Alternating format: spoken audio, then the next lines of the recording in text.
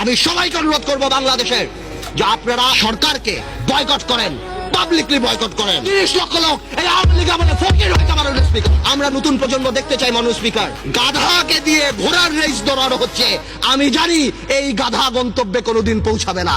30 থেকে 40 হাজার কোটি টাকা বিদেশে চলে গেছে মাননীয় স্পিকার।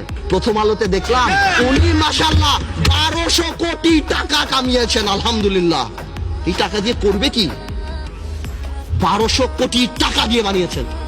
এই সমন্বয়হীনতার অভাব, বারবার যে কোনো কাজে ডিউ ডিলিজেন্স ছাড়া বিরোধী দলের উপরে আঙ্গুল উঠিয়ে দেওয়া আর শুধুমাত্র বলা এখানে করাপশন, এখানে করাপশন। যে সরকার আমাদের টেলিফোন যদি ট্যাপ করা হয়, আমরা জানতে চাই সেই দরবেশা সেই মুরিদদের টেলিফোন কেন ট্যাপ করা হয় না?